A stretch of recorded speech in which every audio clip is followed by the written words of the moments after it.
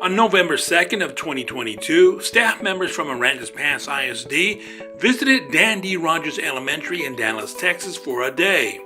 Many teachers have been anxious to see blended learning in action in the classroom. They were excited to learn about new strategies they could try and gain new procedures and methods that work best in a blended learning environment. The minute we walked into the classroom, you could see that students were working independently, whether it was in a workstation. Some students were in small group, they were engaged with their teacher. Students had their devices and they knew exactly where to go and what to do. So all around, student engagement was super high. One of the things I really noticed about Rogers Elementary was how the students were behaved in general, but when they walked into a classroom, the culture was they knew what to do, they got going.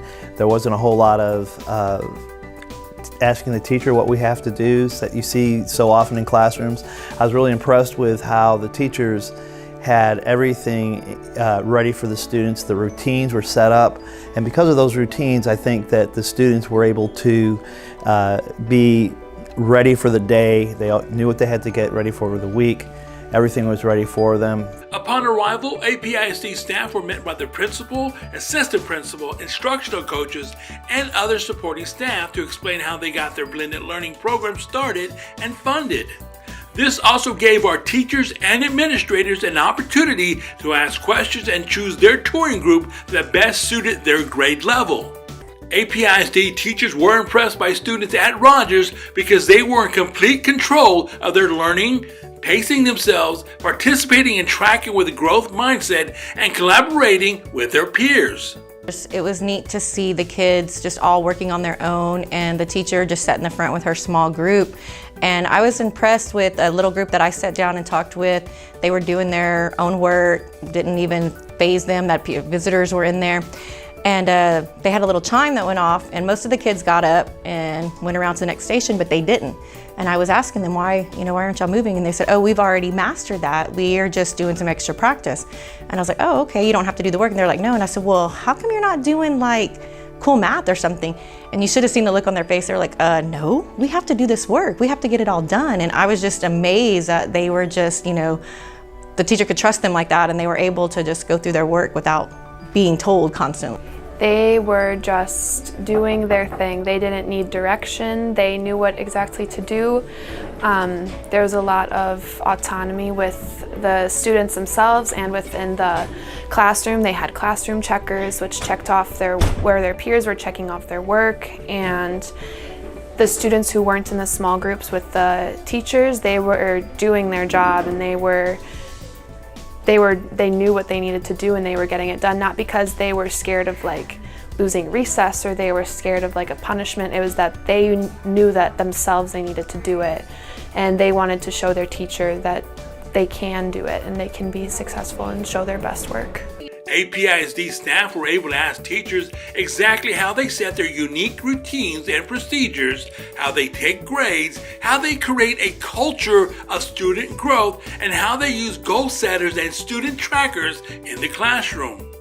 So one thing I noticed about Rogers students is they were very willing to show their data trackers. They all had a growth mindset where they may not be able to do a skill yet, but they were working towards mastery. So students would pull out their data trackers and they would show us, this is where I am and this is where I want to be. And they would celebrate with us their improvement, but they were also willing to talk to us about maybe their struggles or their difficulties and where they want to be, but they didn't talk about it in a negative way. They were very positive, like this is where I am and this is my goal and this is how I'm going to get there. I think tracking is really a big key to it.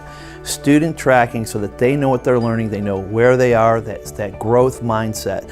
So students weren't in competition with each other, they didn't feel like they had to hide where they were. They all knew that if they looked on their tracking, which was on every wall in every classroom, some of them the students' names, some of them they had numbers for some anonymity, but in general the students didn't mind being seen where they were because it was all about the growth mindset. As long as they saw that there was improvement in their learning, they were excited about that and willing to share. That mindset and that comfortableness within a classroom is so important in blended learning, because you need the kids to not want to feel like they're picking on another child or being picked on for not knowing this, but yet building each other up as a whole family. And I feel like that's so important for blended learning to happen, and for us to get it here at Falk is just changing the minds of our kids, where we're supporters with each other, we're helping each other learn, we're encouraging each other. And so that's really going to help blended learning and our students if we can get that part established first with the growth mindset.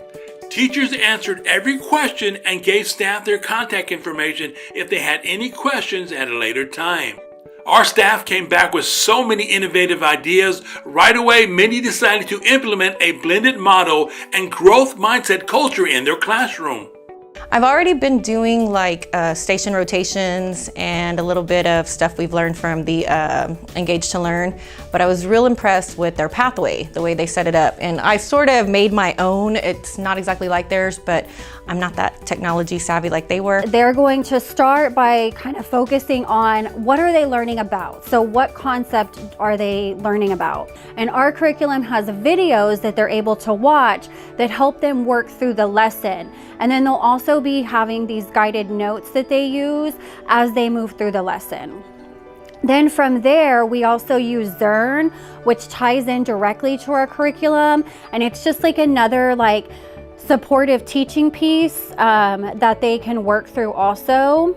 Then we also got, have IXL that they will do next.